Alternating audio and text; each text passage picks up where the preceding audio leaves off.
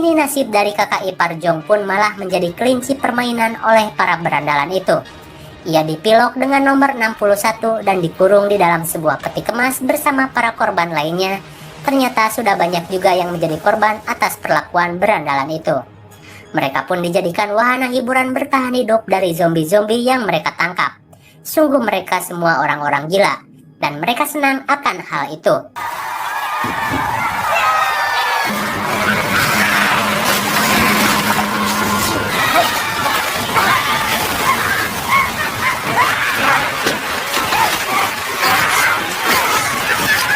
Untung saja kakak iparnya masih selamat di hari pertama pertunjukan itu. Kembali ke sisi Jong, ia yang menceritakan tujuannya ke sini kepada Min, dan anak-anaknya pun mulai memiliki rencana untuk kembali mengambil truk itu dan juga telepon satelitnya dari para berandalan tadi, untuk bisa keluar dari tempat ini yang disebut neraka.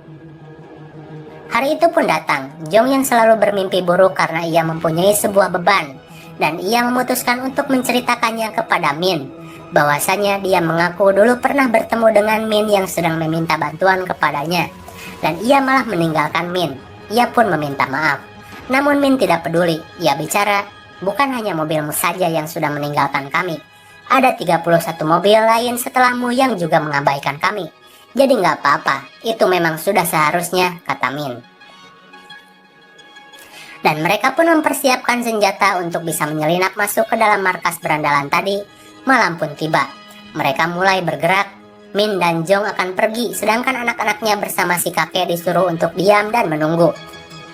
Namun jika sampai matahari terbit kami belum kembali, kalian pergi saja, kata Min kepada anak-anaknya. Dengan berat hati, anaknya pun menyetujuinya, dan Jong bersama Min pun pergi melalui jalan tikus yang Min ketahui.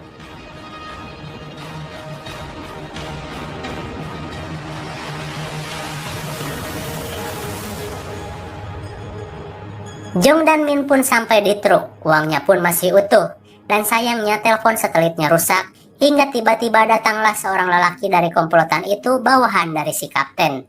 Ia pun ditodong dan disuruh diam. Namun lelaki itu bilang, bisa kan kalian membawa kami pergi? Dan Jong pun pergi menyelamatkan kakak iparnya yang sedang dijadikan kelinci permainan oleh para berdebah gila di sana. Dan sesaat sebelum kakak iparnya diterkam, datanglah Jong menyelamatkannya. Untung saja si Jong adalah mantan tentara, jadi ia sangat cekatan dalam berperang melawan zombie dan juga para orang gila bersenjata di sana. Dan peperangan pun terjadi yang membuat kakak iparnya mati tertembak.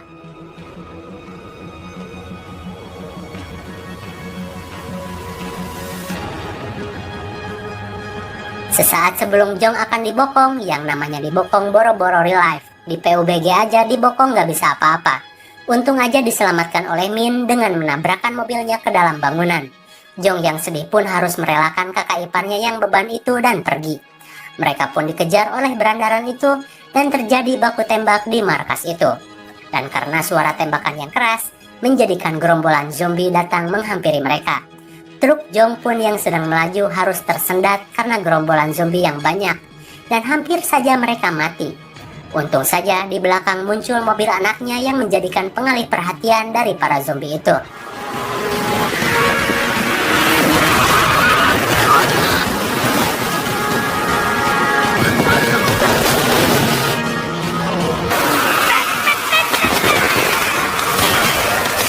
Zombie itu teralihkan, dan ketika hampir lolos, tiba-tiba gerombolan orang gila pun kembali mengejarnya dengan mobil, dan kembali terjadi adegan kebut-kebutan yang seru di sini.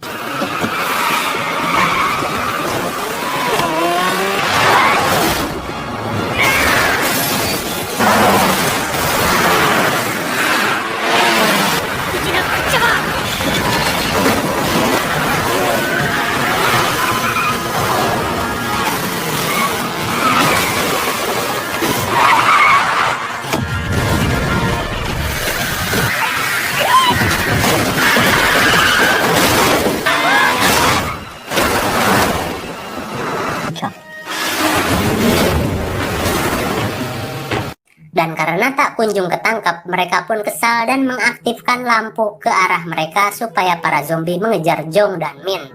Anak dari Min pun membuat ombak zombie dengan mobilnya sehingga para pengejar terguling.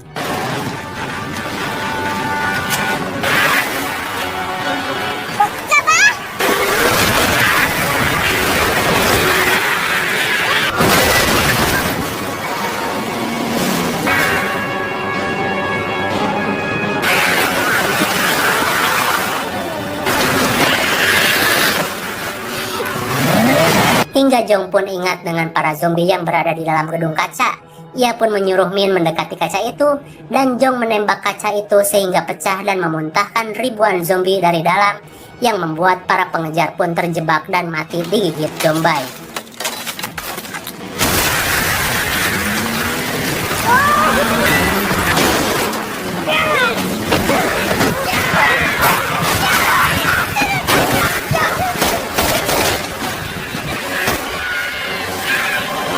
Akhirnya mereka berhasil lolos, dan Jong menelpon para penjemput untuk menunggunya di pelabuhan. Tampak anak-anaknya sangat senang karena melihat kapal besar yang akan menjemputnya.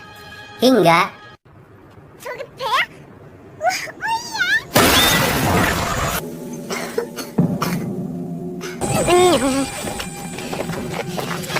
mobilnya ditabrak oleh si kapten yang tadi ia masih hidup dan menyandra anaknya.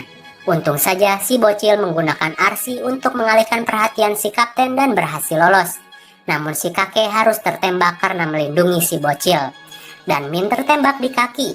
Si kapten lolos menggunakan truk yang penuh dengan uang dan akan membawanya sendiri untuk kabur.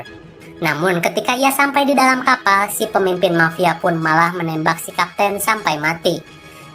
Untung saja si Jong gak jadi masuk ke kapal itu. Ternyata mereka cuma dijebak saja. Dan sebagai ganjarannya, tiba-tiba para zombie yang begitu banyak merangsek masuk ke dalam kapal itu, dan sudah dipastikan mereka semua mati.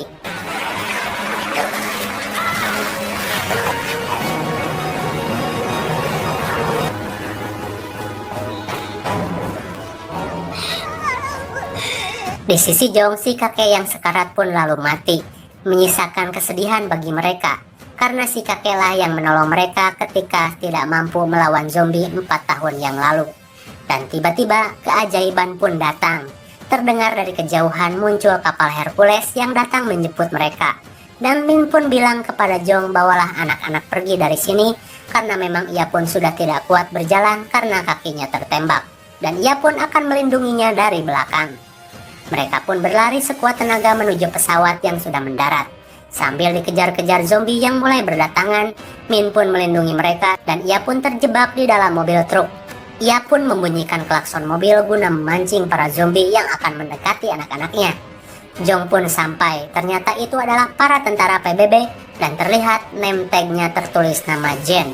Benar saja kata si kakek tadi, Jen pasti akan datang, namun sayangnya si kakek sudah mati. Anaknya pun meminta Jen untuk menyelamatkan ibunya yang terlihat akan bunuh Dirman. Namun Jong berbicara, aku akan menyelamatkannya. Dan Min pun tidak jadi menembak dirinya sendiri. Ia pun berusaha selamat dengan menembaki zombie-zombie itu sampai pelurunya habis dan berlari. Jong pun melindunginya dari depan, dan untung saja mereka berhasil selamat.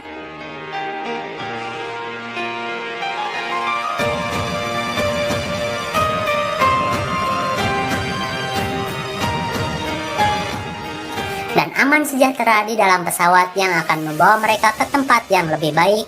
Lalu tentu saja film pun berakhir.